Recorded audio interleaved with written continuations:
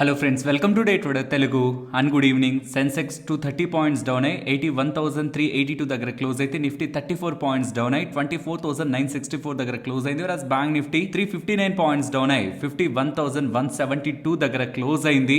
Friends, ఇవాళ మీరు గమనిస్తే compared with Nifty and Sensex bank Nifty related గా ఎక్కువ ఫాల్ అయితే కనిపించింది. దీనికి one of the prime reason NSE వాళ్ళు bank Nifty weekly options related గా తీసుకుంటున్న డెసిషన్. అది మనం న్యూస్ టాపిక్ లో డిస్కస్ చేద్దాం. ట్రేడర్స్ రిలేటెడ్ గా and overall stock market related గా ఎలాంటి ఇంపాక్ట్ ఉంటుంది, బీఎస్సీకి ఎందుకు పాజిటివ్, ఎన్ఎస్సీకి ఎందుకు నెగిటివ్, ఓవరాల్ విత్ నెంబర్స్ నేను మీకు డీటెయిల్డ్ గా న్యూస్ టాపిక్ లో ఎక్స్ప్లెయిన్ చేస్తాను. బట్ దాని అన్నిటికంటే ముందు మీరు అందరూ తెలుసుకోవాల్సింది, పర్టికులర్ గా ఇన్వెస్టర్స్ అండ్ ట్రేడర్స్ ఇద్దరు తెలుసుకోవాల్సింది, రేపు చైనా వాళ్ళకి సంబంధించిన ministry of finance and finance minister ఒక మీటింగ్ ఉంది అండ్ ప్రెస్ కాన్ఫరెన్స్ ఉంది అండ్ మీడియా అడిగే క్వశ్చన్స్ కూడా ఫైనాన్స్ మినిస్టర్ గారు అక్కడ రేపు అప్డేట్స్ అయితే చేస్తారు. ఇది వెరీ బిగ్ థింగ్ కదా, బికాస్ చైనా రిలేటెడ్ గా రీసెంట్ గా మీట్ అయింది ఎవరు, ఎన్డీఆర్సీ వాళ్ళు ఏం చేస్తుంటారు, ఈ ప్రాజెక్ట్స్ రిలేటెడ్ గా ఇన్వెస్ట్మెంట్ ప్లాన్స్ చూస్తుంటారు. అంతేకాని గవర్నమెంట్ రిలేటెడ్ గా ఇటువంటి డిసిషన్స్ ని ఎన్డీఆర్సీ వాళ్ళు తీసుకోరు. కానీ మినిస్ట్రీ ఆఫ్ ఫైనాన్స్ వాళ్ళు కానీ పీబీఓసీ అంటారు, పీపుల్ బ్యాంక్ ఆఫ్ చైనా, వాళ్ళు యాక్చువల్లీ మేజర్ డిసిషన్స్ ని తీసుకుంటారు. కాబట్టి పీబీఓసీ వాళ్ళ మీటింగ్ కానీ మినిస్ట్రీ ఆఫ్ ఫైనాన్స్ మీటింగ్ కానీ వెరీ ఇంట్రెస్టింగ్ గా మనం గమనించాలి.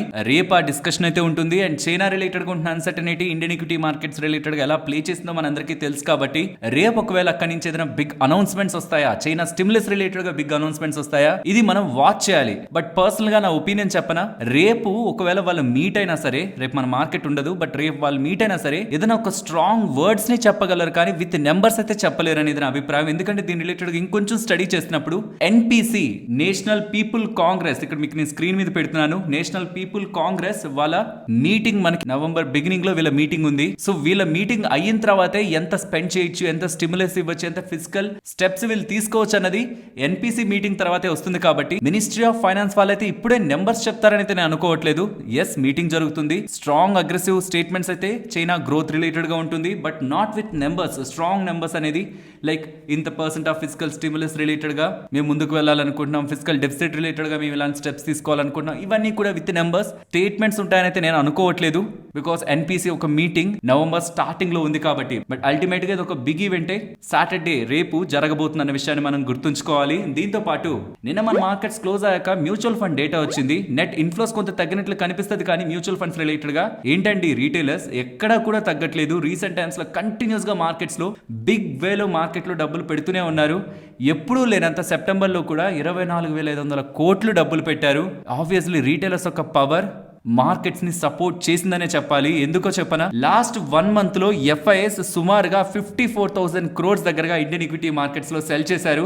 54,230 crores ఇంకా క్లియర్ గా చెప్పాలంటే.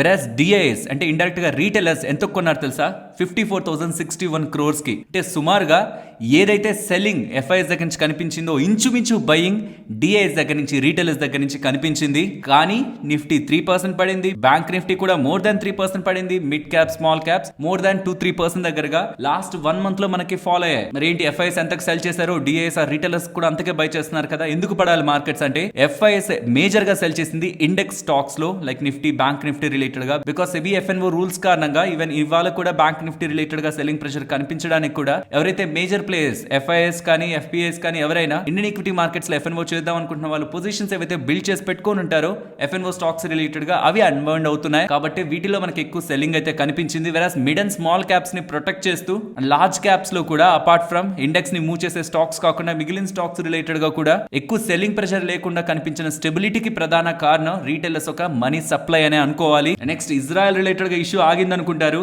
లేదు, ఇజ్రాయెల్ రిలేటెడ్ గా ఇష్యూ కొనసాగుతూనే ఉంది. చాలా ఇంట్రెస్టింగ్ గా ఉంటది. ఇజ్రాయెల్ వాళ్ళు ఏం చెప్తారంటే, మేమైతే ముందుకు వెళ్తున్నాం, మేమైతే అటాక్ చేస్తాం, మాకు వార్ వద్దు అంటారు. ఎస్, మేమైతే ముందుకు వెళ్తాం, మమ్మల్ని ఎవరైతే అటాక్ చేస్తున్నారో మేము వాళ్ళని అయితే డెస్ట్రాయ్ చేస్తాం, బట్ మాకు యుద్ధం అయితే ఇరాన్ తో అవసరం లేదు అని చెప్తున్నారు. ఇరాన్ వాళ్ళు కూడా మీరు మా మీద అటాక్ చేసి చూడండి, మేము కూడా తిరిగి అటాక్ చేస్తాం, కానీ మాకు కూడా యుద్ధం వద్దని చెప్తున్నారు. సో ఇజ్రాయెల్ కి తెలుసు యుద్ధం మంచిది కాదని, ఇరాన్ కి తెలుసు యుద్ధం మంచిది కాదని, కానీ ఒకరికొకరు ఏంటంటే పొలిటికల్ ప్రెషర్స్ తో వాళ్ళు మీ మీద అటాక్ చేశారు, మీరేం చేయరా అటాక్ అని బయట నుంచి, వాళ్ళ మిత్ర దేశాల నుంచి అండ్ ఈవెన్ వాళ్ళ పీపుల్ దగ్గర నుంచి కూడా వచ్చే నిరసనల్ని డెఫినెట్లీ బ్యాలెన్స్ చేయాలి. కాబట్టి అటాక్స్ అయితే కొనసాగుతూ ఉంటాయి, బట్ యుద్ధం అయితే ఎవరికి వాళ్ళైతే మాకు వద్దనే చెప్తున్నారు క్లియర్ గా. కాబట్టి క్రూడ్ ఆయిల్ పెద్దగా రియాక్ట్ అవ్వట్లేదు. నేను అందుకే ఫస్ట్ నుంచి ఇజ్రాయెల్ టాపిక్ స్టార్ట్ అయినప్పటి నుంచి చెప్తున్నాను, ఇజ్రాయెల్ టాపిక్ ని ఎలివేటెడ్ గా చూస్తే చూస్తే మాత్రం డిస్టర్బ్ అయ్యేది మనమే, ఎందుకంటే అది కొనసాగుతూ ఉంటుంది, ఎప్పుడో పీక్ అవుతుంది, మళ్ళీ కొనసాగుతూనే ఉంటుంది, అది ఎక్కడా ఎండ్ అవ్వదు, కొనసాగుతూనే ఉంటాయి. నవంబర్ 5th లోపు అయితే మోస్ట్లీ ఏదైతే వీళ్ళ రిలేటెడ్ గా బిగ్ స్టేట్మెంట్స్ వింటూ ఉంటామో అది అల్టిమేట్ గా పీక్ అవుట్ అవుతుంది. అండ్ చైనా రిలేటెడ్ గా ఇంకొక ఇంట్రెస్టింగ్ థింగ్ కూడా కనిపిస్తుంది.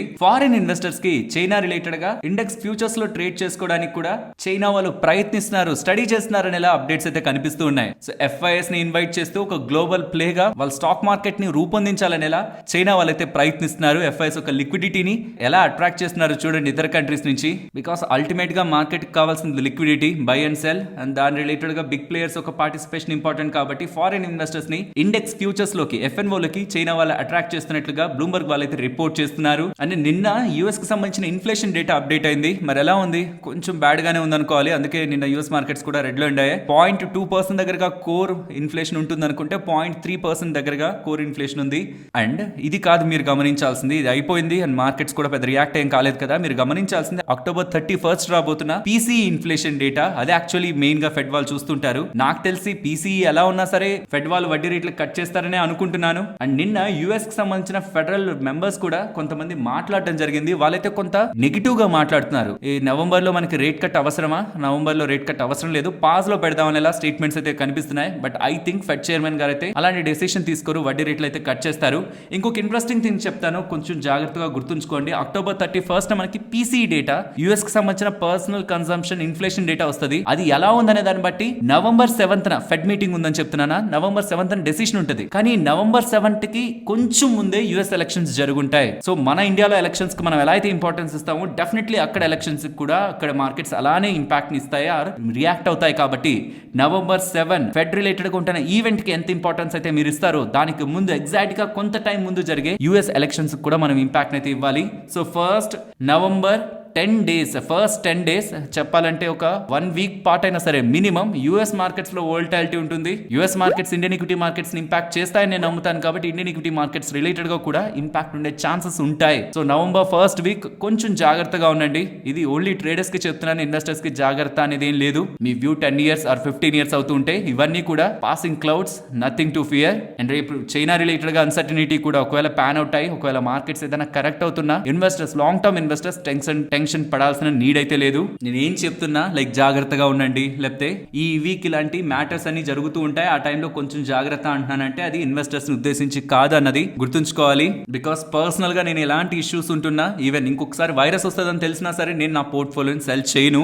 బికాస్ నాకు మళ్ళీ ఎక్కడ కొనాలి, ఎన్ని డేస్ పాటు అది కంటిన్యూ అవుతుంది, ఏ పాయింట్ లో మళ్ళీ నేను ఎంటర్ అవ్వాలన్న దాని మీద నాకే కాదు ఎవరికి క్లారిటీ ఉండదు. కాబట్టి అన్సర్టనిటీ వచ్చి మళ్ళీ నార్మల్ అయిపోతుందని మనకు క్లారిటీ ఉంటున్నప్పుడు అన్సర్టనిటీకి ముందు అమ్మేసి పడిపోయినప్పుడు కొందాం అనుకొని కొనలేక మళ్ళీ మనం కొనేలోపే గ్యాప్ డౌన్ ఇమీడియట్ గా పెరిగిపోతుంటే ఆ ప్రెషర్, ఆ టెన్షన్స్ ని తీసుకోవడం పర్సనల్ గా నాకైతే ఇష్టం లేదు.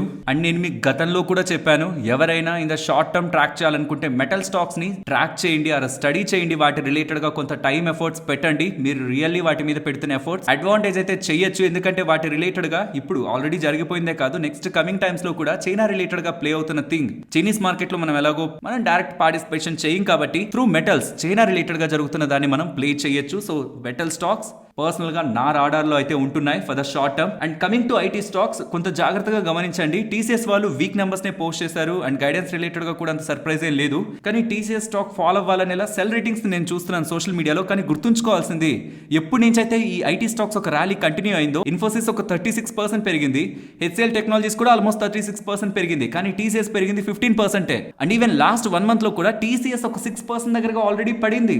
ఇంకా ఇవాళ ఫాల్ట్ అయితే ఆల్మోస్ట్ 7.5% దగ్గరగా పడింది. సో ఏదైతే నెగిటివిటీ ఉందో, ఏదైతే వీక్నెస్ ఉందో అది ఆల్రెడీ స్టాక్ లో రిఫ్లెక్ట్ అయింది. కాబట్టి ఫ్రెష్ నెగిటివిటీని ఎక్స్పెక్ట్ చేయడంలో లాజిక్ లేదు. ఎస్, నెంబర్స్ అంతా ఫెయిర్ గా లేవు, ఇదనే కాదు టాటా ఎలక్సీ వాళ్ళ నెంబర్స్ కూడా టూ మచ్ ఎక్స్ట్రాడినరీగా లేవు. యాజ్ ఆఫ్ నో గా ఐటీలో మనకేమంత ఎక్స్ట్రాడినరీ నెంబర్స్ ఇప్పటి వరకు పోస్ట్ అవ్వట్లేదు. నెక్స్ట్ 17th ఇన్ఫోసిస్ రిలేటెడ్ గా, LTI మైండ్ రిలేటెడ్ గా ఐటీ స్పేస్ లో నెంబర్స్ వస్తాయి. అండ్ యాక్సిస్ బ్యాంక్ రిలేటెడ్ గా నెంబర్స్ వస్తాయి. అండ్ 18th టెక్ మహేంద్ర వాళ్ళ నెంబర్స్ వస్తాయి. అండ్ 14th అంటే ఇన్కమింగ్ డేస్ లో HCL టెక్నాలజీస్ అండ్ రిలయన్స్ వాళ్ళ నెంబర్స్ వస్తాయి. అక్కడ మనకి మార్కెట్ రిలేటెడ్ ఉన్న హెవీ వెయిట్స్ ఒక నెంబర్స్ తో నిఫ్టీ ఒక డైరెక్షన్ మనకు క్లారిటీ వస్తుంది. బట్ రేపు చైనా రిలేటెడ్ గా జరుగుతున్న ఈవెంట్ షార్ట్ టర్మ్ లో మార్కెట్ ని వోల్టైల్ గా ఉంచుతుందన్న విషయాన్ని మనం గుర్తుంచుకోవాలి. ఐ థింక్ చాలా డేటా మాట్లాడేసుకున్నట్లున్నాం ఇవాళ. ఫ్రెండ్స్, ఐ థింక్ నేను ఏవైతే మీతో మాట్లాడానో మీకు ఒక క్లారిటీ వచ్చిందని. నెక్స్ట్ కమింగ్ డేస్ లో ఏం జరుగుతుంది, లైక్ రేపు ఏం జరుగుతుంది, చైనా రిలేటెడ్ గా మీటింగ్ ఉంది కదా, అదొక uncertainty. And October 31st PCE data వస్తుంది US కి సంబంధించి. అది November 7th వాళ్ళ ఫెడ్ డెసిషన్ తీసుకోవడానికి అదొక ఇంపార్టెంట్ పారామీటర్. బట్ ఈ నవంబర్ 7th నుంచి అక్టోబర్ 31st ఈ మిడిల్ లో మనకి యూఎస్ ఎలక్షన్స్ కూడా ఉన్నాయి కాబట్టి, నవంబర్ 5th యూఎస్ ఎలక్షన్స్ కూడా ఉన్నాయి కాబట్టి, నవంబర్ 4,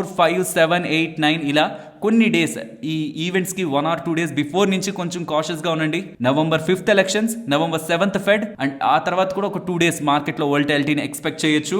ఐటీ నెంబర్స్ గురించి మాట్లాడుకున్నాం అండ్ మెటల్ స్పేస్ గురించి కూడా మాట్లాడుకున్నాం. ఇవి ఓవరాల్ గా మార్కెట్ లో నేను ప్రెసెంట్ ట్రాక్ చేస్తున్న డేటా అంతా. ఫ్రెండ్స్, ఇంతటి డేటాని మీకు సింప్లిఫై చేస్తూ మీ ముందుకు తీసుకురావడానికి మేము పెట్టిన ఎఫర్ట్స్ మీకు వాల్యుబుల్ అనిపిస్తేనే డెఫినెట్ గా వీడియోని లైక్ చేసి పెడుతున్న ఎఫర్ట్స్ ని ఎంకరేజ్ చేయండి. ఫ్రెండ్స్, ఇది చాలా ఇంపార్టెంట్. ఈ కెమికల్ స్టాక్ పరంగా ఇవాళ 20% పెరగడానికి, సుదర్శన్ కెమికల్ 20% పెరగడానికి ఇదే ప్రధానమైన కారణం. దీని రిలేటెడ్ గా సెప్టెంబర్ 4th మన న్యూస్ వీడియోలో ఇలాంటిది ఒకటి జరగబోతుందనేలా ఎక్స్పెక్టేషన్స్ ఉన్నాయని చెప్తూ, అది ఇన్ఫాక్ట్ ఈ అక్విజిషన్ తో ఈ మొత్తం సుదర్శన్ కెమికల్ రిలేటెడ్ గా ఎలా అడ్వాంటేజ్ గా మారుతుందన్నది సెప్టెంబర్ 4th వీడియోలో డిస్కస్ చేసుకున్నాం. వీలైతే ఈ లింక్ నేను మీకు డిస్క్రిప్షన్ కామెంట్ సెక్షన్ లో ఇస్తాను. నాట్ జస్ట్ అప్డేట్, ఆ టైంలో కెమికల్ స్టాక్ గురించి ఏం మాట్లాడుకున్నా అనేది కూడా ఒకసారి ఆ టైం కి వెళ్ళి వినడానికి ప్రయత్నించండి. ఇంతకీ పాయింట్ లోకి వస్తే, సుదర్శన్ కెమికల్ వాళ్ళు జర్మనీకి సంబంధించిన హ్యూబ్యాక్ గ్రూప్ కి సంబంధించిన పిగ్మెంట్ బిజినెస్ ని, హ్యూబ్యాక్ పిగ్మెంట్ బిజినెస్ ని అక్విజిషన్ చేయబోతున్నారు for the deal value of 1180 crore. ఇది ఎలా అక్విజిషన్ చేయబోతున్నారు? ఇన్ఫాక్ట్ ఈ హ్యూబ్యాక్ కంపెనీ రిలేటెడ్ గా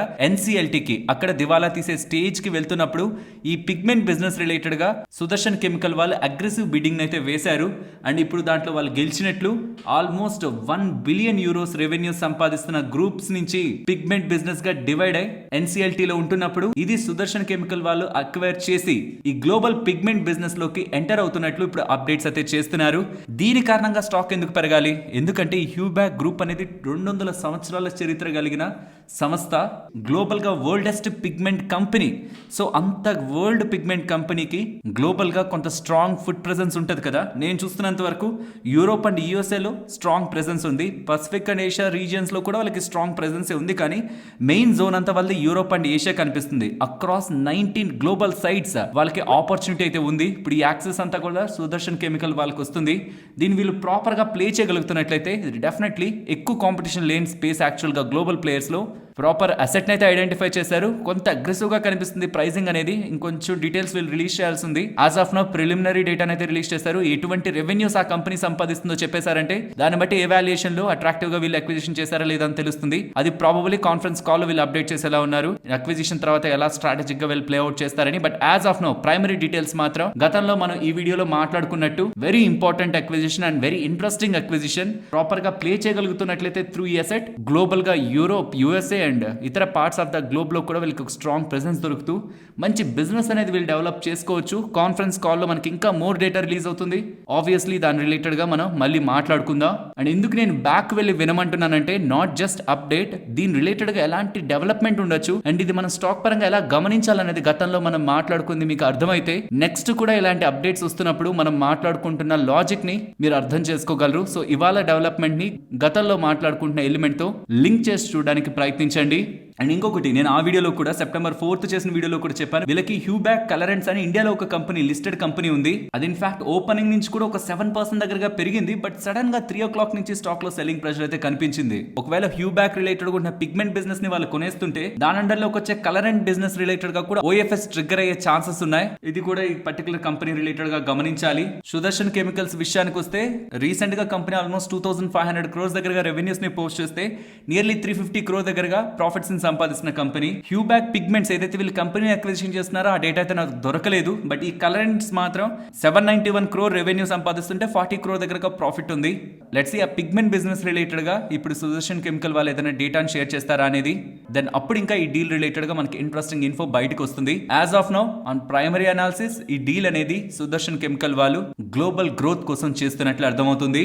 ఫ్రెండ్స్, నిన్న మార్కెట్ క్లోజ్ అయిన తర్వాత NSE వాళ్ళు ఒక ఇంపార్టెంట్ సర్క్యులర్ అయితే రిలీజ్ చేశారు. ఆ సర్క్యులర్ లో భాగంగా ఫ్రమ్ నవంబర్ 20, 2024 నుంచి bank Nifty, mid cap Nifty and fin Nifty expiries, weekly expiries ఉండవని చెప్తున్నారు. సో ఇప్పుడు మనకి Tuesday fin Nifty, Wednesday bank Nifty ఇవి జరుగుతూ ఉంటాయా? 20 నవంబర్ నుంచి మాత్రం మనకి ఇవి వీక్లీ ఎక్స్పైరీస్ లో ఉండవు.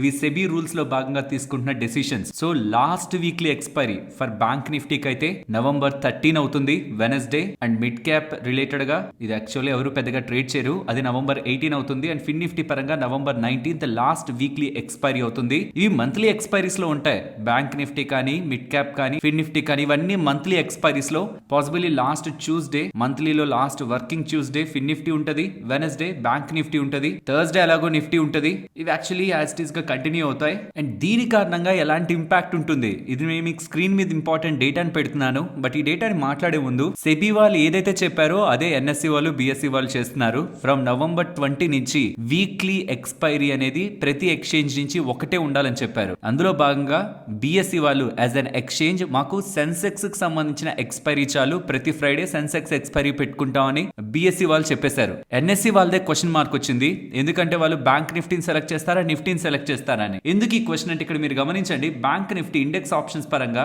ఇక్కడ కింద గమనించండి, పైన కాదు, పైన ఇండెక్స్ ఫ్యూచర్స్ ఉంటాయి, కింద ఇండెక్స్ ఆప్షన్స్ ఉంటాయి. అందులో ఓవరాల్ జరిగే ప్రీమియం ట్రేడింగ్ లో ఇక్కడ మీరు గమనిస్తే మోర్ దెన్ 50% దగ్గరగా కేవలం బ్యాంక్ నిఫ్టీ నుంచే కనిపిస్తుంది. రీసెంట్ మంత్స్ లో మీరు గమనించవచ్చు more than 50% volumes in terms of premium కూడా బ్యాంక్ నిఫ్టీ లీడర్ అన్నమాట. కాబట్టి బ్యాంక్ నిఫ్టీనే ఉంచుతారేమో అని అనుకున్నారు, కానీ కాదు, నిఫ్టీని ఉంచారు. అండ్ ఫస్ట్ నుంచి కూడా నిఫ్టీ ఉంది. ఐ థింక్ 2016 లో అనుకుంటాను బ్యాంక్ నిఫ్టీని తీసుకొచ్చారు. అండ్ 2024 వరకు బ్యాంక్ నిఫ్టీ అండ్ ఈ వీక్లీ ఎక్స్పైరీ కాంట్రాక్ట్స్ అయితే రన్ అయ్యాయి. ఇప్పుడైతే అవి ఎండ్ అవుతున్నాయి. బట్ వీళ్ళు ఇంట్రడ్యూస్ చేసిన తర్వాత బ్యాంక్ నిఫ్టీ అయితే చాలా మంచి లాభాలని ఎన్ఎస్సి వాళ్ళకి ఇచ్చింది. With very high volumes and even premium పరంగా కూడా బ్యాంక్ నిఫ్టీ లీడర్ గా ఉంటూ వచ్చింది. ఫైనలీ ఇక బ్యాంక్ నిఫ్టీ ఎండ్ అవబోతుంది. బ్యాంక్ నిఫ్టీ కాదు, fin Nifty, mid cap Nifty ఇవన్నిటిని కూడా ఇంక్లూడ్ చేసుకుంటే nearly 60% of the volumes NSE పరంగా వీక్లీ కాంట్రాక్ట్స్ ఏదైతే గెయిన్ అవుతూ వచ్చిందో అదైతే కోల్పోబోతున్నాయి. కాబట్టి ఇవాళ బిఎస్సి స్టాక్ నియర్లీ 7.5% దగ్గరగా పెరిగింది. ఎన్ఎస్సి కోల్పోతుందంటే బిఎస్సికి ఏంటి లాభం? ఫ్రెండ్స్, ఇద్దరే ఉన్నారనుకోండి మార్కెట్ లో, ఒకరి నష్టం ఇంకొకరికి లాభమే అవుతుంది. ఎందుకంటే వీక్లీ ఎక్కువగా ట్రేడింగ్ చేస్తున్న ట్రేడర్స్ అందరూ కూడా ఇప్పుడు వీక్లీ మెజారిటీ ఆఫ్ కాంట్రాక్ట్స్ పోతే ఆఫ్టర్ నిఫ్టీ ఖచ్చితంగా ఫోకస్ చేసే సెన్సెక్స్ ఉంటుంది. కాబట్టి బిఎస్సి గెయిన్ అవుతుంది నాకు ఎక్స్పెక్టేషన్స్ తోనే ఇవాళ 7% పెరిగింది. పక్కన పెట్టండి, లాస్ట్ 1 month 57% కి పైగా పెరిగింది. ఛానల్ ఎప్పటి నుంచో ఫాలో అవుతున్న వాళ్ళకి బిఎస్సి రిలేటెడ్ గా మల్టిపుల్ టైమ్స్ ఈ సినారియో రిలేటెడ్ గానే ఈ వీక్లీ ఆప్షన్స్ పరంగా ఎలాంటి గెయిన్ ఉంటుంది అనేది గతంలో చాలా తక్కువ ప్రైస్ బిలో 1000 రూపీస్ ఉన్నప్పటి నుంచి మాట్లాడుకున్నాం. అంటే ఇప్పుడు పెరిగిపోతుంది మనం మాట్లాడుకున్నాం అని చెప్పాలని కాదు. ఇద్దరే ప్లేయర్స్ ఉంటున్నప్పుడు ఒకరికి పోతున్నది ఇంకొకరికి ఎలా వస్తుంది? అండ్ ఇన్ ఫ్యాక్ట్ వీళ్ళిద్దరి మధ్యలో చార్జెస్ ఒక డిఫరెన్స్ కూడా బిఎస్సి స్టిల్ ఇంకా 7% తక్కువలో ఉంటుందన్నమాట. సో ఇంకా ఫ్యూచర్ లో వీళ్ళిద్దరే ఉన్నారు, ఇక వీళ్ళిద్దరు కూడా ఎవరు పడితే వాళ్ళు కాంట్రాక్ట్స్ తీసుకురావడానికి లేదు అని చెప్పి రూల్స్ కానీ ఫాలో అవుతున్నాయి అనుకోండి, స్లోగా బిఎస్సి వాళ్ళ గ్యాప్, ఆ 7% గ్యాప్ ని కూడా ఫిల్ చేసేస్తారు. So with market share gain and charges ని పెంచుతున్నట్లయితే బిఎస్సి రిలేటెడ్ గా ఓవరాల్ అది బిఎస్సి పరంగా మంచి ఎడ్జ్ ని తీసుకొస్తుంది. కాబట్టి స్టాక్ రిలేటెడ్ గా ఈ చేంజెస్ తో, సెబీ వాళ్ళు తీసుకొస్తున్న ఈ చేంజెస్ తో ఎడ్జ్ అయితే కనిపించింది లాస్ట్ 1 month. అండ్ ఎవరెవరైతే స్ట్రాటజీస్ కానీ ఆర్ ఇంకేదైనా పర్టికులర్ థింగ్స్ వీటి రిలేటెడ్ గా ఫాలో అవుతూ ఉంటారో నవంబర్ పర్టికులర్ గా ఈ డేట్స్ లో వీక్లీ కాంట్రాక్ట్స్ అయితే ఎండ్ అవబోతున్నాయన్న విషయాన్ని గుర్తుంచుకోవాలి. అండ్ ఇన్ఫాక్ట్ ఇవాళ మార్కెట్ రిలేటెడ్ గా ఉంటున్న రియాక్షన్ తో కూడా ఫర్దర్ కన్ఫర్మేషన్ వస్తున్నది ఏంటంటే, ఈ ఎఫ్ఎన్ఓ రిలేటెడ్ గా సెబీ వాళ్ళు ఫస్ట్ చేంజెస్ ని తీసుకొచ్చారా, ఆ టైంలో మార్కెట్ షార్ప్ గా ఫాలో అయినప్పుడు ఎఫ్ఎన్ఓ రూల్స్ కూడా ఇంపాక్ట్ చేస్తుండొచ్చు అని ఎలా అనుకున్నామా? ప్రాబబులీ ఎఫ్ఎన్ఓ రిలేటెడ్ గా చేస్తున్న చేంజెస్ కూడా ఎఫ్ఐఎస్ కానివ్వండి అండ్ బిగ్ ప్లేయర్స్ ఎవరైతే ఈ స్పేస్ లో ఎప్పటి నుంచో ఎక్కువగా ప్లే చేస్తున్నారో వాళ్ళు మన మార్కెట్స్ నుంచి పక్కకు వెళ్తున్నట్లయితే అర్థమవుతుంది. ఎందుకంటే ఈ బ్యాంక్ నిఫ్టీని తీసేస్తున్నారనేసరికి ఇవాళ మీరు గమనించండి, నిఫ్టీ పెద్దగా పడలేదు, సెన్సెక్స్ పెద్దగా పడలేదు, బట్ బ్యాంక్ నిఫ్టీ 0.7% దగ్గరగా పడింది. వెరాజ్ నిఫ్టీ అయితే 0.14% పడింది. సో యూజువల్ గా ఎఫ్ఎన్ఓ రిలేటెడ్ గా తీసుకొస్తున్న చేంజెస్ మార్కెట్స్ ని టెంపరీగా నెగిటివ్ గా ఇంపాక్ట్ చేస్తున్నాయి. పర్మనెంట్ అయితే కాదు, టెంపరీ పొజిషన్ షిఫ్టింగ్ మార్కెట్ లో కనిపిస్తూ ఉంది. ప్రాబబుల్లీ అది నవంబర్ 20 తర్వాత నుంచి మార్కెట్ లో పెద్దగా కనిపించకపోవచ్చు. అల్టిమేట్ గా ఫైనల్ గా మనం గుర్తుంచుకోవాల్సింది, వీక్లీ సెన్సెక్స్ ఎక్స్పైరీ ఫ్రైడే ఉంటుంది, థర్స్డే నిఫ్టీ ఎక్స్పైరీ ఉంటుంది. మంత్లీ ఎక్స్పైరీస్ గా మిగిలిన ఆప్షన్స్ అన్ని ఇప్పటి వరకు మీకు వీక్లీ ఉంటున్నవన్నీ ఏ డే రోజు అయితే వీక్ లో మనకి ట్యూస్డేనా, వెనస్డేనా, థర్స్డేనా ఏవేవైతే ఏ డేస్ రోజు ఏవేవి ఉంటాయో అవి మంత్లీ ఉంటాయన్న విషయాన్ని, apart from Nifty and Sensex ఇప్పటి వరకు వీక్లీ ఉన్నవన్నీ కూడా మంత్లీ ఉంటాయి. అండ్ ఈ నిఫ్టీ అండ్ సెన్సెక్స్ కూడా మంత్లీ కాంట్రాక్ట్స్ కూడా ట్రేడ్ అవుతాయి. ఫ్రెండ్స్, ఇలా న్యూస్ అప్డేట్స్ ని అనాలిసిస్ చేస్తూ మీ ముందుకి కంటెంట్ తీసుకురావడానికి మేం పెడుతున్న ఎఫర్ట్స్ మీకు వాల్యుబుల్ గా అనిపిస్తూ ఉంటే మన వీడియోని తప్పకుండా లైక్ చేయండి. నెక్స్ట్ బంధన్ బ్యాంక్ గురించి మాట్లాడుకోవాలి. బంధన్ బ్యాంక్ వాళ్ళు వాళ్ళ ఎండి అండ్ సిఇఓగా పార్థ సేన్ గుప్తా గారిని అపాయింట్ చేస్తున్నట్లు విత్ ఆర్బీఐ అప్రూవల్ అని అనౌన్స్మెంట్ అయితే చేశారు. ఇంతకీ ఎవరి ప్రతిమ్ సేన్ గుప్తా గారు? నియర్లీ 4 decades మీన్ 40 years దగ్గరగా బ్యాంకింగ్ లో తనకి ఎక్స్పీరియన్స్ ఉంది. పర్టికులర్ గా ఎండి అండ్ సిఇఓ రోల్స్ లో కూడా తను తన బాధ్యతలను నిర్వర్తించారు. ప్రీవియస్ గా ఇండియన్ ఓవర్సీస్ బ్యాంక్ రిలేటెడ్ గా తను 2022 డిసెంబర్ వరకు ఎండి అండ్ సిఇఓ రోల్ లో పనిచేశారు. సో ఇలా వాస్ట్ ఎక్స్పీరియన్స్ ఉంటున్న వ్యక్తిని బ్యాంక్ ఎండి అండ్ సిఇఓ చేస్తుండడం బిగ్ పాజిటివ్. దీంతో పాటు బంధన్ బ్యాంక్ వాళ్ళకి NCGTC national credit guarantee trustee company వీళ్ళ దగ్గర నుంచి గతంలో 900 crores దగ్గరగా మాకు డబ్బులు రావాలని క్లెయిమ్ పెడితే 900 crores దగ్గరగా వచ్చేసింది. అది first time. But second time వీళ్ళు ఏదైతే అనుకున్నారో దానికంటే తక్కువ డబ్బులే వచ్చినా ఫైనల్ గా 2212 crores దగ్గరగా వీళ్ళకి రావాల్సిన డబ్బుల్లో 1459 crores దగ్గరగా వీళ్ళు రికవర్ చేసుకుంటూ ఉండడం, నియర్లీ 60% అబౌవ్ రికవరీ కనిపిస్తూ ఉండడం. అనలిస్టులు అందరూ కూడా ఏం రికవరీ ఉండదు ఇక్కడ నుంచి, డబ్బులు తిరిగి రావని ఎక్స్పెక్టేషన్స్ నుంచి మంచి రికవరీని వీళ్ళు సాధించుకుంటూ పార్థాసేన్ గుప్తా గారిని ఎండి అండ్ సిఇఓ గా నియమిస్తున్నారనేలా విత్ ఆర్బీఐ పర్మిషన్ వీళ్ళు బంధన్ బ్యాంక్ వాళ్ళ ఎక్స్చేంజెస్ కి అప్డేట్ చేస్తుండడం స్టాక్ కి వాళ్ళ బజ్ లో అయితే నెలకొంది. అండ్ ఈ బ్యాంక్ ఇక్కడ నుంచి టర్న్ అరౌండ్ అవుతుందా అనే క్వశ్చన్ సోషల్ మీడియా వ్యాప్తంగా వినిపిస్తున్నాయి. ఎందుకంటే ఇక్కడ మీరు స్క్రీన్ పైన గమనించొచ్చు, స్టాక్ లాస్ట్ 5 years లో 64% పడింది. ఈవెన్ లాస్ట్ 1 year లో కూడా 16% డౌన్ లోనే ఉంది. టర్న్ అరౌండ్ అవుతుందా అంటే ఫ్రెండ్స్ ఈ బ్యాంక్ పరంగా చాలా ఇష్యూస్ ఉన్నాయి. చాలా అంటే చాలా స్ట్రక్చరల్ గానే ఇష్యూస్ ఉన్నాయి. బట్ యూజువల్ గా ఇలాంటి స్ట్రక్చరల్ ఇష్యూస్ అన్నింటినీ కూడా కొత్తగా వచ్చిన మేనేజ్మెంట్ మార్చి గాడిలో పెట్టడానికి ప్రయత్నిస్తుంది. కాబట్టి వస్తున్న కొత్త పర్సన్ సంథింగ్ మ్యాజిక్ చేస్తారు కమింగ్ టైమ్స్ లో అనే ఒక ఎక్స్పెక్టేషన్స్ స్టాక్ రిలేటెడ్ గా వాళ్ళ ప్లే అయ్యాయి. బట్ కమింగ్ టైమ్స్ లో తను రిజల్ట్స్ రూపంలో చూపించే డేటానే స్టాక్ ని ముందుకు నడిపిస్తుంది. ఏదైతే ఇనిషియల్ ఎక్సైట్మెంట్ ఉందో అది కమింగ్ టైమ్స్ లో ఇంకా బిల్డ్ అవుతూ ఏదైతే లాసెస్ ఉన్నాయో నియర్లీ 600 దగ్గర నుంచి ఫాల్ అయింది. కాబట్టి స్టాక్ ఏదైతే ఇంపాక్ట్ ఉందో అదంతా రికవర్ అవ్వడానికి మాత్రం నెంబర్స్ లో డేటా కనిపించాలి. అది కమింగ్ టైమ్స్ లోనే తెలుస్తుంది. నెక్స్ట్ నవంబర్ 11th నుంచి మనకు ఒక కొత్త రూల్ స్టాక్ మార్కెట్ రిలేటెడ్ గా అప్లై అవ్వబోతుంది. యాక్చువల్లీ ఇది October 14 నుంచి అమలు అవ్వాలి. కానీ బ్రోకర్స్ అంతా మాకు కొంత టైం కావాలని అడిగేసరికి నవంబర్ 11 వరకు సెబీ వాళ్ళు ఎక్స్టెండ్ చేస్తున్నారు. ఏంటి కొత్త రూల్? ఇప్పుడు మీరు ఏదైనా స్టాక్ ని కొన్నారనుకోండి, డైరెక్ట్ గా మీ అకౌంట్ లోకి రాదు. అది మీరు అమ్మినా సరే డైరెక్ట్ గా మీ అకౌంట్ లో నుంచి వెళ్ళిపోయి కొన్నతనంలోకి వెళ్ళదు. బ్రోకర్ పూల్ అకౌంట్ లోకి వెళ్తుంది. అక్కడి నుంచి బయర్ కి సెల్లర్ కి డిస్ట్రిబ్యూట్ అవుతూ ఉంటుంది. అంటే వాళ్ళ డిమాట్ అకౌంట్స్ లోకి వెళ్తూ ఉంటుంది. ఈ మధ్యలో బ్రోకర్ పూల్ అకౌంట్ కూడా కాదు, డైరెక్ట్ గా బయర్ ఒక డిమాట్ అకౌంట్, సెల్లర్ ఒక డిమాట్ అకౌంట్ తోనే క్లియరింగ్ కార్పొరేషన్స్ ఈ ప్రాసెస్ ని కంప్లీట్ చేయాలి. కానీ బ్రోకర్ ఒక పూల్ అకౌంట్ లోకి వచ్చే ఒక ఈ మధ్యలో ఉంటున్న ఇంటర్మీడియట్ స్టెప్ ని స్కిప్ చేయండి అనేలా సెబీ వాళ్ళు డెసిషన్ అయితే తీసుకున్నారు. ఇది October 14th నుంచి అమలు చేయాలనుకున్నారు. బట్ అది కుదరలేదు. నవంబర్ 11th నుంచి అయినా అమలు చేయమని డెడ్ లైన్ అయితే సెబీ వాళ్ళు ఎక్స్టెండ్ చేస్తున్నారు. ఇది జరగడం కారణంగా ఇన్వెస్టర్స్ కి పాజిటివ్ అంటే ప్రెసెంట్ డిమాట్ రిలేటెడ్ గా తీసుకొచ్చిన కొత్త సెక్యూరిటీస్ కారణంగా లైక్ ఓటీపీ ఉంటేనే సెల్ చేయాలి, ఇవన్నీ ప్రాసెస్ల కారణంగా ఏ ఇష్యూస్ కూడా ఇన్వెస్టర్స్ ఫేస్ చేయట్లేదు. బట్ ఎస్ అడిషనల్ గా ఇలాంటి స్టెప్స్ తీసుకోవడం ఇన్వెస్టర్స్ కి ఫర్దర్ లేయర్ ఆఫ్ సెక్యూరిటీని అయితే యాడ్ చేస్తుంది. ఫ్రెండ్స్ నేను ఇప్పుడు చూపించేది ప్రమోషన్ అనుకోకండి, ఇది నేను స్టాక్ రిలేటెడ్ గానే మాట్లాడుతున్నాను. ఎందుకు కంపెనీ రిలేటెడ్ గా ఇది నెగిటివ్ అవ్వచ్చని. వీళ్ళ బైక్స్ రిలేటెడ్ గా ఈవీ బైక్స్ రిలేటెడ్ గా 72 hours సేల్ అని పెడుతూ S1 బైక్ రిలేటెడ్ గా 49,999 కి ఇస్తారని, అడిషనల్ బెనిఫిట్స్ 30,000 దగ్గరగా ఉంటుందని, S1 రేంజ్ మీద ఓలా S1 వెహికల్ రేంజ్ మీద అప్ టు 25,000 దగ్గరగా కూడా ఆఫ్ ఉంటుందనేలా వీళ్ళు సేల్స్ అయితే గతంలోనే ప్రకటించారు October 2nd. బట్ ఇప్పుడు అది లైవ్ చేస్తూ 72 hours ఉంటుందనేలా అప్డేట్స్ అయితే చేస్తున్నారు. అంటే లిటరలీ 3 days దగ్గరగా. దీనికి ఓలా ఎలక్ట్రిక్ కి స్టాక్ కి సంబంధం ఏంటి అంటే ఫ్రెండ్స్, ఇప్పుడు ఒక వెహికల్ తయారు చేయడానికి ఏదైతే కాస్ట్ అవుతుందో ఆ కాస్ట్ కంటే వీళ్ళు హయ్యర్ మార్జిన్స్ పెట్టుకొని అమ్మట్లేదు. ఎగ్జిస్టింగ్ ఉంటున్న ప్రైస్ కే హయ్యర్ మార్జిన్స్ పెట్టుకొని అమ్మట్లేదు. కాబట్టి వాళ్ళు ఇంకా స్టిల్ ప్రాఫిటబుల్ గా లేరు. మరి అలాంటప్పుడు దాన్ని ఇంకా ఫర్దర్ డిస్కౌంట్స్ ఇస్తూ ప్రెసెంట్ రీసెంట్ టైమ్స్ లో ఉంటున్న నెగిటివిటీని బ్యాలెన్స్ చేయడానిక, ఎక్కువ కస్టమర్స్ ని మార్కెట్ షేర్ ని గెయిన్ అవడానిక వీళ్ళు ఇప్పుడు ఇస్తున్న ఈ డిస్కౌంట్స్ ఏ రకంగా బ్యాలెన్స్ షీట్ ని ఇంపాక్ట్ చేస్తాయి, ఏ రకంగా ఫర్దర్ గ్రోత్ ని తీసుకొస్తాయి అనేది మనం అర్థం చేసుకోవాలి. ఎప్పుడైనా డిస్కౌంట్స్ ఇచ్చినప్పుడు కొన్న వాళ్ళు డిస్కౌంట్స్ ఆపేసినా సరే మళ్ళీ ఆ ప్రైస్ కి ఒకసారి చూసి మళ్ళీ ఆ ప్రైస్ కి వస్తేనే కొందామని వెయిట్ చేస్తారు. కానీ హయ్యర్ ప్రైస్ పెట్టి కొనే మెంటాలిటీ కూడా డిస్టర్బ్ అవుతుంది.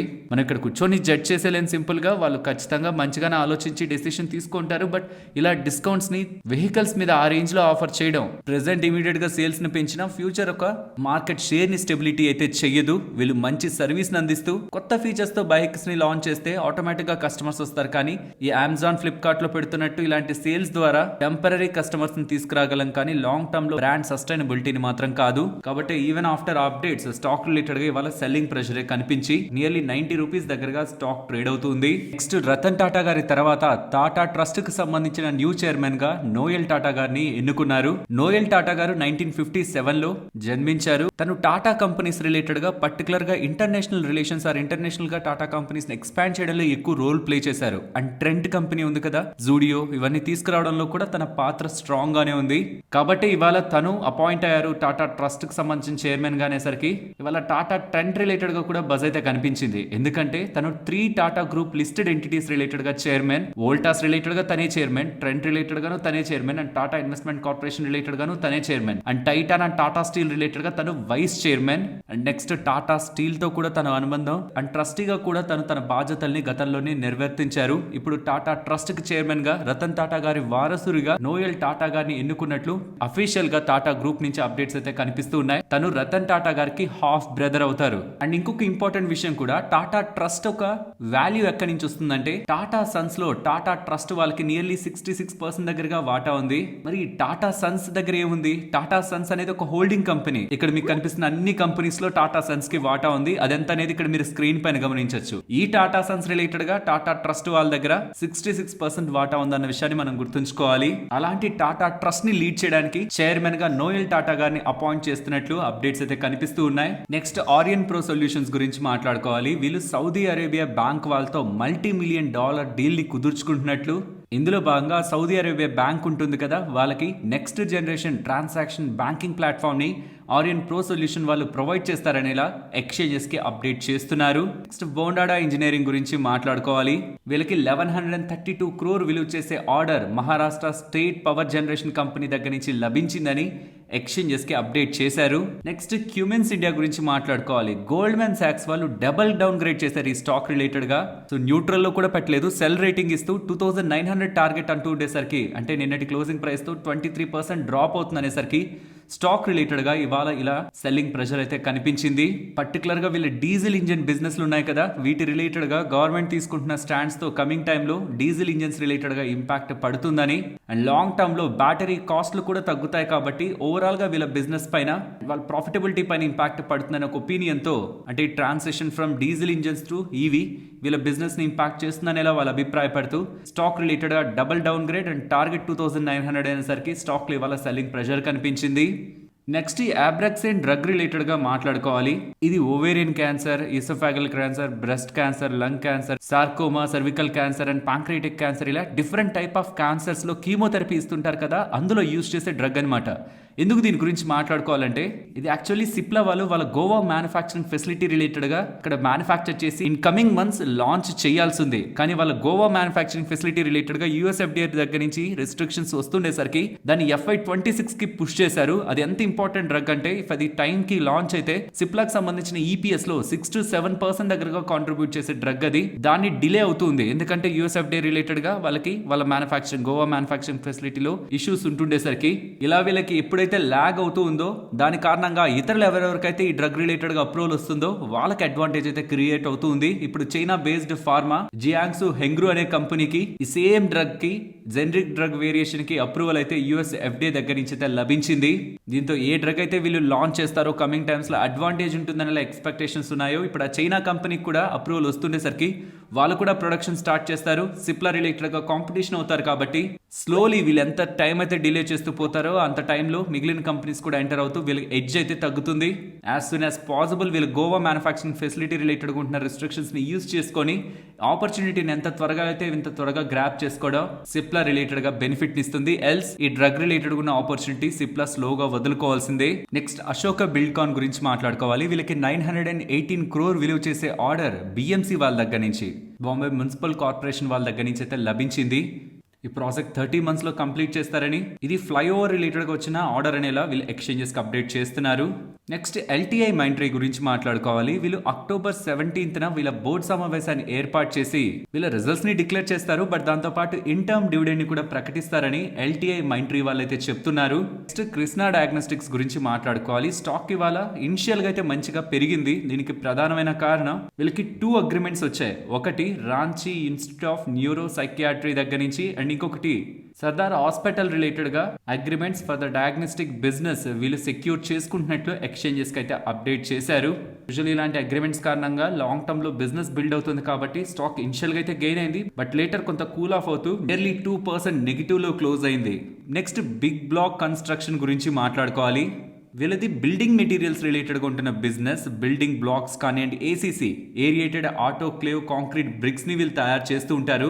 వీళ్ళు వాళ్ళ ఎక్స్చేంజెస్ తో అప్డేట్ చేస్తున్నది వీళ్ళు సోలార్ రూఫ్ టాప్ ప్లాంట్ ని ఇన్స్టాలేషన్ చేస్తున్నారని, గ్రీన్ మూవింగ్ ఇనిషియేటివ్ లో భాగంగా 800 kilowatt solar roof top power project ని ఇన్స్టాల్ చేసుకున్నారని అండ్ అడిషనల్ గా 1350 kilowatt solar roof top power system ని వాళ్ళ జాయింట్ వెంచర్ ఫెసిలిటీలో కూడా ఇన్స్టాల్ చేస్తారనేలా, దీని కారణంగా కార్బన్ ఫుట్ ప్రింట్ ని తగ్గిస్తూ క్లీన్ ఎనర్జీని ప్రమోట్ చేస్తారనేలా అండ్ ఇన్ఫాక్ట్ దీని కారణంగా వీళ్ళ ఆపరేషనల్ కాస్ట్ కూడా, ఎందుకంటే సోలార్ రూఫ్ టాప్ ఇన్స్టాల్ చేస్తే పవర్ కూడా జనరేట్ అవుతుంది కాబట్టి కాస్ట్ సేవింగ్స్ కూడా ఉంటాయనేలా ఎక్స్చేంజెస్ కి అయితే అప్డేట్ చేస్తున్నారు. నెక్స్ట్ పోకర్నా గురించి మాట్లాడుకోవాలి. పోకర్నా రిలేటెడ్ గా మీకు అప్డేట్ గుర్తుంటే ఆన్ October 4 వీళ్ళ రిలేటెడ్ గా ఉంటున్న యూనిట్ 2 రిలేటెడ్ గా టెంపరీ షట్ డౌన్ అయితే చేశారు. అండ్ ఆ టెంపరీ షట్ డౌన్ తెలంగాణలో ఏదైతే వీళ్ళు చేశారో Pokarna engineered stone limited related గా అది మళ్ళీ రీస్టార్ట్ చేసినట్లు వీళ్ళ ఎక్స్చేంజెస్ కి అయితే అప్డేట్ చేస్తున్నారు. నెక్స్ట్ ఉగ్రో క్యాపిటల్ గురించి మాట్లాడుకోవాలి. వీళ్ళు 10,000 crore AUM మైల్ స్టోన్ ని Q2 FY25 లో హిట్ చేసినట్లు అండ్ లోన్స్ రిలేటెడ్ గా నియర్లీ 72% ఆన్ క్వార్టర్ బేసిస్ లో గ్రోత్ ఉంటున్నట్టు, మైక్రో ఎంటర్ప్రైజెస్ లెండింగ్ కూడా 450 crores కి పెరిగినట్టు, మోర్ దాన్ డబుల్ అయినట్టు లాస్ట్ ప్రీవియస్ క్వార్టర్ తో పోలిస్తే, అండ్ కో లెండింగ్ వాల్యూమ్ కూడా 600 crore ప్లస్ మార్క్ రీచ్ అయినట్టు from 337 crore and borrowing profile కూడా 1100 crore రైజ్ చేస్తున్నట్లు, MSME లెండింగ్ రిలేటెడ్ గా ఫర్దర్ వీళ్ళ కమిట్మెంట్ ని స్ట్రెంథెన్ చేస్తూ మైక్రో ఎంటర్ప్రైజెస్ కి ఇంకా మంచిగా లోన్స్ ఇస్తూ వీళ్ళు గ్రో అవుతారనేలా ఉగ్రో క్యాపిటల్ వాళ్ళు statements with respect to business positive గా చేశారు. నెక్స్ట్ నిఫ్టీ అలాగే bank Nifty support and resistance present ఇవాళ ఈ సపోర్ట్ బ్రేక్ అయిన తర్వాత ఇదే రెసిస్టెన్స్ గా ఉంది. ఇన్ కేస్ ఇది బ్రేక్ అప్ సైడ్ కి వెళ్తేనే 25,080, ఒకవేళ బిలో వెళ్తుంటే 24,880 అండ్ ఆ below 24,830. And coming to bank Nifty ఇవాళ హైస్ నుంచి ఫాల్ అయిన తర్వాత ఇది రెసిస్టెన్స్ గా ఉంది కదా 51,250, అది ఫర్దర్ గా బ్రేక్ అయితేనే 51,540, ఒకవేళ ఇక్కడ నుంచి డౌన్ సైడ్ కి వెళ్తుంటే 50,970, ఆ below 50,580. And further first time market ఈ 25,000 వీక్లీ క్లోజింగ్ లో 25,000 బిలో క్లోజ్ అవుతుంది కాబట్టి నేను రేంజ్ బౌండ్ ని కొన్ని డేస్ మార్కెట్ లో అవాయిడ్ చేయాలనుకుంటున్నాను. అండ్ రేపు చైనా రిలేటెడ్ గా ఈవెంట్ కూడా ఉంది కాబట్టి లెట్స్ సీ ఈ ఈవెంట్ అండ్ ఈ వీక్లీ క్లోజింగ్ కూడా కొంత మేజర్ లెవెల్ బిలో జరుగుతుంది కాబట్టి కొన్ని డేస్ మార్కెట్ ఒకవేళ స్ట్రాంగ్ అయి రేపు ఒకవేళ చైనా ఈవెంట్ లో ఏం లేదని తేలితే మార్కెట్ ఒకవేళ స్ట్రెంత్ అయి 25,000 అబౌవ్ క్లోజ్ అవుతుంటే దెన్ ఫర్దర్ గా మార్కెట్ రేంజ్ గురించి మాట్లాడుకుందాం. మరొక ఇంట్రెస్టింగ్ వీడియోతో మళ్ళీ మీ ముందుకు వస్తాను. అంతవరకు టేక్ కేర్, జై హింద్.